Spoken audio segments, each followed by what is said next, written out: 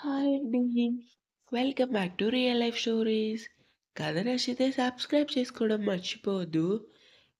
Car వేగంగా ఆఫీస్‌కి పోనిచ్చాడు సూర్య. Car park చేసి పెద్ద పెద్ద అడుగులతో లోపలికి అడుగుపెట్టాడు. స్టాఫ్ అందరూ సూర్యకేసి చూసి ఆశ్చర్యపోయారు. అప్పుడప్పుడు గగన్‌తో సూర్య ఆఫీస్‌కి వస్తాడు. స్టాఫ్ అందరితో కూడా చాలా కూల్‌గా ఉంటాడు. ఆ మాటకొస్తే గగన్ స్టాఫ్‌తో అంత క్లోజ్‌గా మూవ్ అవ్వడు. తనకి మొహమాటమనే చెప్పాలి. ఎప్పుడు లేనిది సూర్య కనీసం స్మైల్ కూడా ఇవ్వకుండా, విష్ చేసినా పట్టించుకోకుండా సీరియస్‌గా గగన్ ఛాంబర్‌కి వెళ్ళేసరికి అందరికీ ఆశ్చర్యంగానే అనిపించింది. టైంలో తమ్ముడు తన దగ్గరకొచ్చేసరికి గగన్ షాకయ్యాడు. ఏంట్రా స్టేషన్ బోర్ కొట్టిందా? ఇలా వచ్చావు? చేతిలో ఉన్న ల్యాప్‌టాప్ పక్కన పెడుతూ అన్నాడు. సూర్య సీరియస్‌గా చైర్‌లో కూర్చొని మాట్లాడాలన్నయ్య. చెప్పరా ఏంటి విషయం? అసలు తార నిన్ను పెళ్లి చేసుకుంది పిల్లలకి తల్లి ప్రేమను పంచడానికా? లేదంటే తన అక్కని చెప్పింది ఎవరో ప్రతీకారం తీర్చుకోవడానికా? సూటిగా అడిగాడు సూర్య. ఏమైంది? తార కోసం అలా అడుగుతున్నావు? అని గగన్ అనగానే సూర్య తారకి, తనకి మధ్యన జరిగిన విషయం చెప్పాడు. అంతా విన్న గగన్ షాక్ అవుతూ, ఏంటి నువ్వు సిల్లీగా తన పేరు చెప్పావని కొట్టడానికి చెయ్యెత్తిందా? అవునన్నయ్య. ఎందుకో మనం అనుకున్నట్టు తార అంత అమాయకురాలైతే కాదు. తారలో మొదటిసారి కోపం చూశాను. తనైతే వదిన్ని చంపింది ఎవరో తెలుసుకోవాలన్న బంధంతో ఉంది. అదైతే తారలో నేను చూశాను. అంతేకాదు ఇంట్లో వాళ్ళ మీద నాకైతే అనుమానం లేదు. ఇంకా శృతి ఫ్రెండ్స్‌ని కూడా ఎంక్వైరీ చేస్తే సరిపోతుంది అని సూర్య అనగానే గగన్ బాధగా చూశాడు. ఏమైందిరా? అన్నయ్య సారీరా! తార తరపున నేను సారీ చెప్తున్నాను. సారీ ఎందుకన్నయ్య చెప్పడం? చెప్పాలంటే తార బయట పడడం లేదు కానీ, తనలో భయంకరమైన కోపం, బాధ ఉన్నాయి. కానీ ఒక్కటే, తనసలు ఎందుకు నిన్ను పెళ్లి చేసుకుంది? తను మంచి పిల్లే అన్నయ్య. కానీ అసలైన విషయం మనకు చెప్పడం లేదు. మెల్లిగా తన మనసులో ఏముందో తెలుసుకో. సరేనా?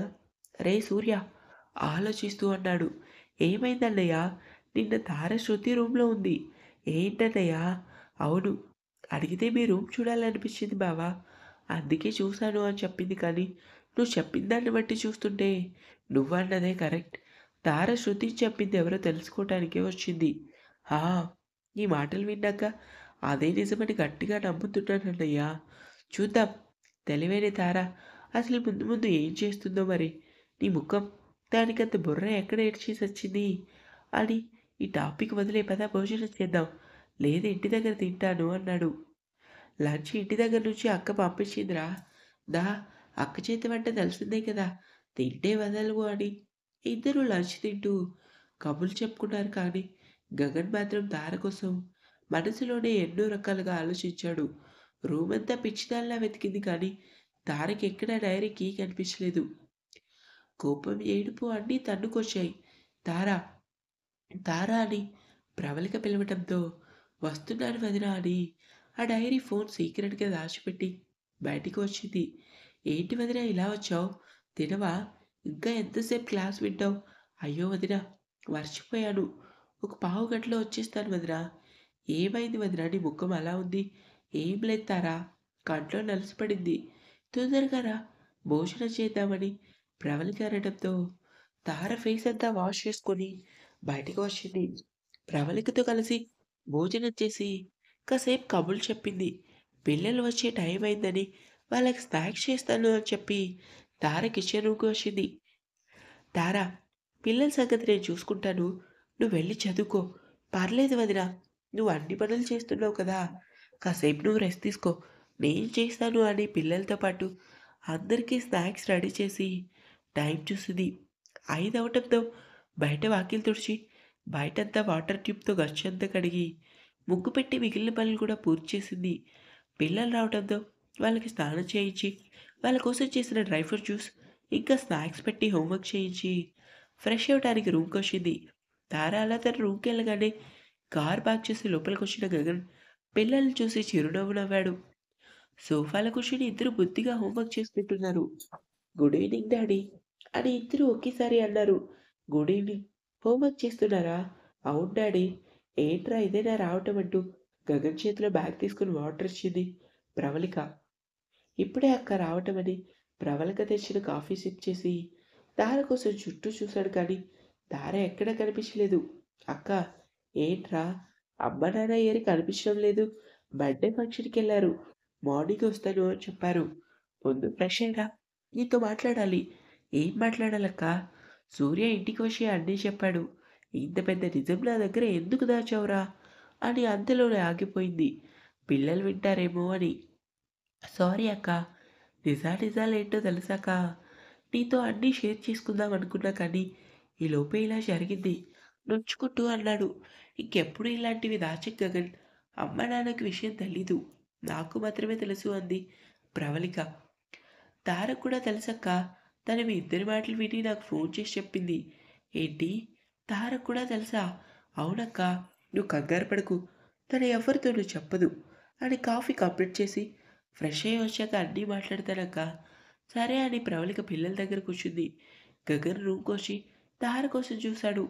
తను వాష్రూమ్లో ఉందని అర్థమై సోఫాలో కూర్చొని తనని వెనక్కి వాల్చాడు. ఇంతలో ఫ్రెష్ అయ్యి బయటకు వచ్చింది తార. బావా ఎప్పుడొచ్చావు? టవల్ పక్కన పెడుతూ అంది. స్నానానికి వేడినీళ్ళు పెట్టాను. వెళ్ళి స్నానం చేయి బావా. ఈలోపు నీకు బట్టలు తీసి కాఫీ తీస్తాను అని నవ్వుతూ అంది. గగన్ ఏం మాట్లాడలేదు. తార వైపు కనీసం చూడకుండా టవల్ తీసుకుని వాష్రూమ్కి వెళ్ళాడు. తార ఏం అర్థం కాక ఏమైంది బావా మౌనంగా ఉన్నాడు అనుకుని కిచెన్ నుంచి కాఫీ స్నాక్స్ తీసుకొని రూమ్కి వచ్చింది. ఫ్రెష్ అయ్యి బయటికి వచ్చిన గగన్ బెడ్ మీద తార పెట్టిన బట్టలు వేసుకోకుండా డ్రెస్సింగ్ రూమ్కి వచ్చి తన బట్టలు తీసుకుంటుంటే బావ ఏమైంది? బట్టలు తీశాను కదా అవి నీకు నచ్చలేదా? లోపలికి వస్తూ అంది కానీ గగన్ మాట్లాడలేదు. తీసుకున్న బట్టలతో శృతి రూమ్కి వచ్చి రెడీ అయ్యి బయటికి వెళ్ళాడు. ఎందుకో తార బాధగా చూసింది. నేనేం చేశాను? తెచ్చిన కాఫీ తీసిన బట్టలు కూడా వేసుకోలేదు. కనీసం నా ముఖం కూడా ఎందుకు చూడలేదు బావా? అసలు ఏమైంది బావకి అనుకొని మౌనంగా బయటకు వచ్చింది. పిల్లల దగ్గర కూర్చొని ప్రవళికతో సీరియస్గా మాట్లాడుతున్నాడు. గగన్ని చూసి మాట్లాడకపోతే నాకేంటి, నా పనేదో నేను చూసుకుంటాను అనుకుని వంటగదిలోకి వెళ్ళింది. ఇంకా ఉంది. నచ్చితే సబ్స్క్రైబ్ చేసుకొని లైక్ చేసి స్టోరీని ఎంకరేజ్ చేయడం మర్చిపోవద్దు. ఇలాగే నన్ను ఆదరిస్తూ ఉంటారని ఆశిస్తున్నాను.